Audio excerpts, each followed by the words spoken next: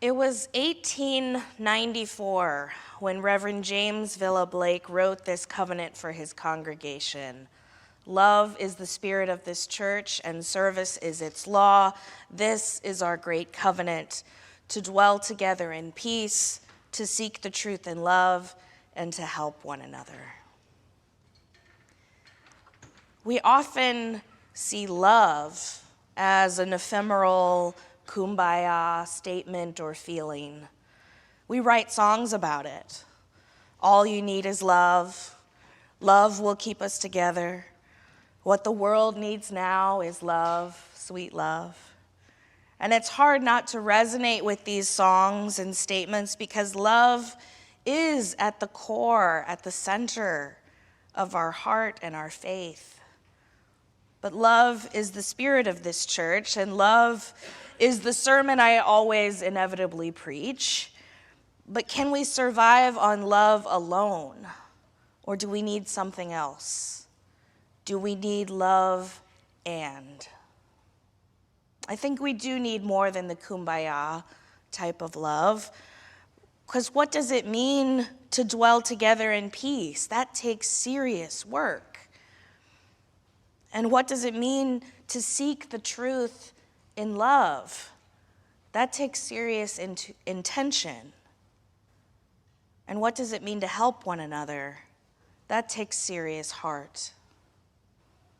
I think we need fierce commitment to forgiving one another, to service to one another, to working out our differences, to looking at where we've fallen short ourselves and not always pointing our fingers outward toward others. It takes us recognizing that we need one another and we are interconnected, which means we are responsible and accountable to one another. Many years ago, I learned of the Hawaiian practice of the ho'oponopono. It's a practice of saying 4 statements in cycle with one another. Thank you. I love you. I'm sorry. Please forgive me. And you say those statements as many times in the cycle as you need to. It means, roughly in the Hawaiian language, to cause things to move back into balance, the ho'oponopono, to make things right. It takes courage, that which comes in the heart, to say those statements and to mean them. And it's true accountability. Thank you for showing me that I did something wrong, perhaps. I love you. I care about you. I'm sorry. I apologize. And please forgive me. I'm ready for reconciliation. Liberating love is a powerful love that engages our hearts and minds and sometimes even our bodies in order to move things back into balance. My colleague, Reverend Sarah Smalley, writes about historical universalism being the belief that no one would go to hell, that there was a universal salvation, and that love was that powerful, more powerful than death even. And this freed our universalist ancestors to stop worrying about the afterlife and instead work to bring heaven on earth. It was up to us to replicate the eternal fractal of the afterlife on earth. And there's this great story about Hosea Ballou, a major theologian of the early 19th century universalism. He was traveling through the New Hampshire hills with a Baptist preacher, and they were arguing theology as they traveled. And at one point, the Baptist looked over and said, "Brother Ballou, if I were a universalist and feared not the fires of hell, I could hit you over the head and steal your horse and saddle and ride away, and I'd still go to heaven." Hosea Ballou looked over at him and said, "If you were a universalist, that idea would never occur to you."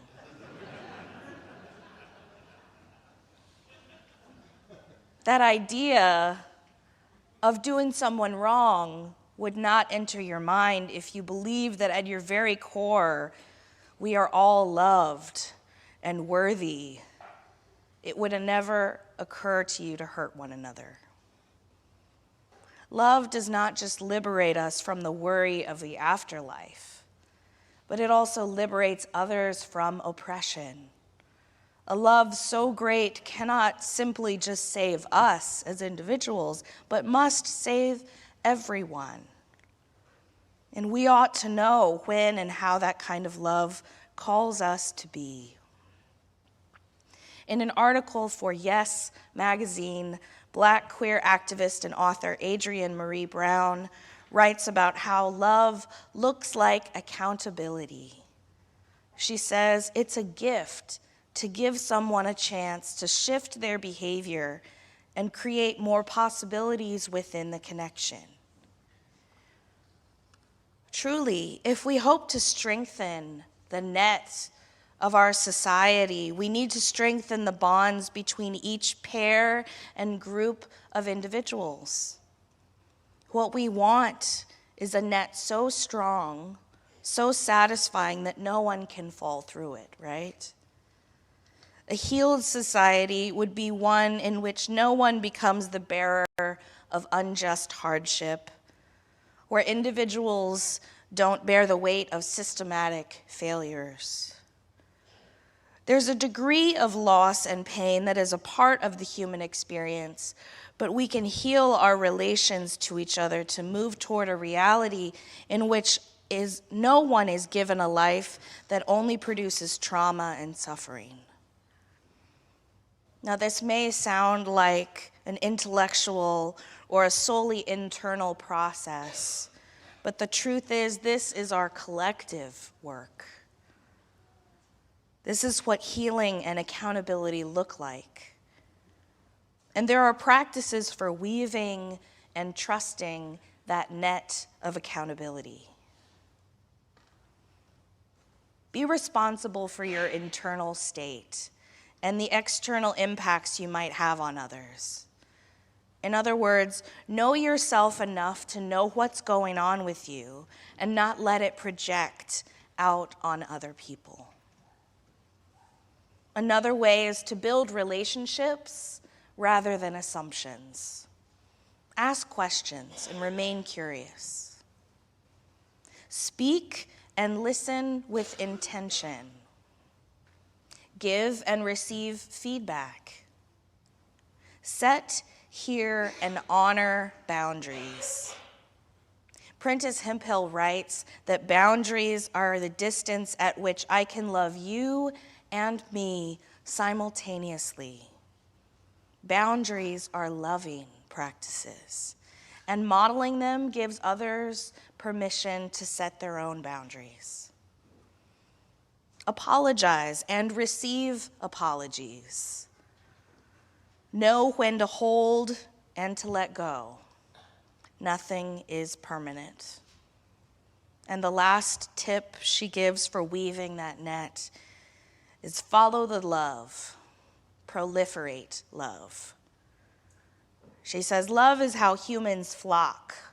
Love is how we murmurate, how we talk and listen to each other. Amongst the masses, we find our people, we figure out the right distance, and then we change together and we thrive. Being accountable is how we can truly love ourselves and give and receive love from others. Being accountable in our most intimate relationships creates the pattern of societal accountability. To weave a net of beautiful promises to one another, covenants we wish to keep, produces a liberating love. My colleague, Reverend Gretchen Haley, points out that universalism as a religious tradition, again, started off as the theological claim about life after death. Our religious forebears asserted that there was no way that an all-loving God would damn any of God's people to an eternal punishment and torment. The idea was inconsistent with love in an ultimate sense. Universalism was a claim that whatever destiny any of us is meant for, all of us are meant for. And in the 20th century, this afterlife affirmation became instead a claim, a commitment we make about this life. An affirmation that, as Dr. Martin Luther King Jr. said, we are caught in an inescapable network of mutuality, tied in a single garment of destiny. Whatever lines we may consciously or subconsciously seek to draw between us and them, enemy and friend, good or bad, worthy or unworthy, there is no escaping or undoing how interconnected we are, how interdependent. No matter how different or disagreeable, no one is less human than any other of us. No one.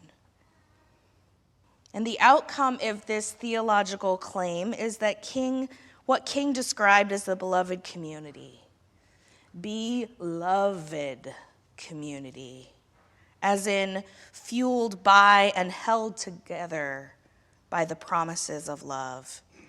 Not just any love, but agape love. Whereas other types of love are directed at particular individuals like romantic love, love of friends, King described agape as the sort of love that makes no distinction between friend and enemy. It is an overflowing love that is purely spontaneous, unmotivated, groundless, and creative. The love of God operating in the human heart. King went so far as to call it disinterested love, because it's the sort of love that doesn't care whether it's loved back. It's the love that will go to any lengths to restore community. Now, in the 21st century, up for a denominational-wide vote at UUA General Assembly in 2024, this year, this June, we have new language for our faith proposed in our bylaws. And it sounds a little bit like this.